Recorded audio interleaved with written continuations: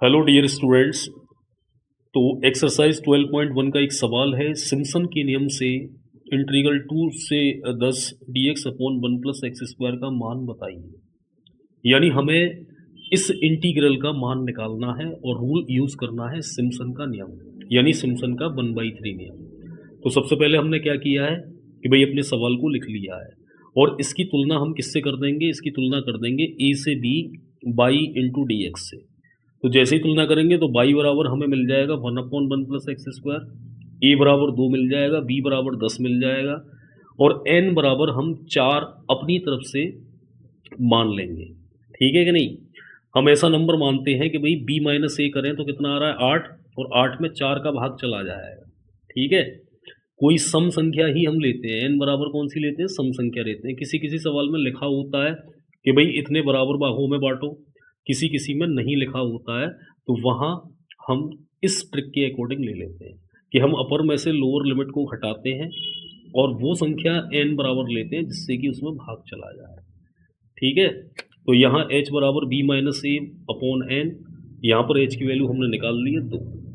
अब आइए इसकी टेबल बनाते हैं। तो टेबल बनेगी x और y के बीच में। तो लोअर लिमिट क्या है यहाँ पर 2। अब 2 में h को जोड़ते जाएंगे, यानी h कितना है 2, तो 2 में 2 जोड़ा 4, 4 में 2 जोड़ा 6, 6 में 2 जोड़ा 8, 8 में 2 जोड़ा 10। ठीक है, फिर हमें y के मान निकालने हैं, तो हम y बराबर हमको क्या दे रखा है अभी जो हमने तुलना करी थी, तो y बराबर है 1/1 प्लस एक्स स्क्वायर। ठीक है, तो पहले x की जगह हमने 2 लगाया तो 2 का स्क्वायर हो गया 4, 4 और 1 5, तो ये हो जाएगा 1/5। फिर हम 4 लगाएंगे x की जगह, तो 4 का स्क्वायर 16 होगा, 16 और 1 हो जाएगा 17, यानी 1/17। फिर हम 6 लगाएंगे तो 6 का स्क्वायर कितना होगा 36 और 1 37, यानी 1/37। ऐसे ही 8 लगा देंगे तो 1/65 आ जाएगा, 10 लगा देंगे तो 1/101 आएगा। अब ये हमारी कोटियाँ हो जाएंगी, ये y1 है, ये y2 है, ये y3 है, ये y4 है और ये y5 है। अब सिम्पसन का 1/3 रूल हम अप्लाई कर देंगे। तो रूल क्या होगा, 2 से 10 1/1 plus x square D x बराबर h/3 ब्रैकेट में f plus L plus 2 plus 4e।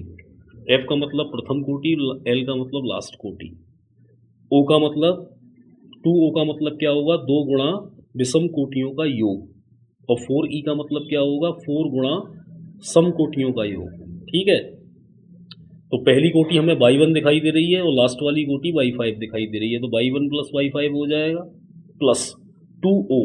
अब y1 और y5 यानी पहली और आखिरी को छोड़ के हमें 3 कोटियाँ दिखाई दे रही हैं, y2 y3 y4, इनमें से विषम कोटि है y3, तो इसको y3 को यहाँ लिख देंगे। ठीक है, ऐसे ही अब 4e को लिखना है, तो वही पहली और आखिरी को छोड़ के ये मिल रही है y2 y3 y4, इसमें सम कोटियाँ कौन सी हैं, एक तो y2 है, एक y4 है, तो यहाँ लिख देंगे 4 इंटू y2 प्लस y4।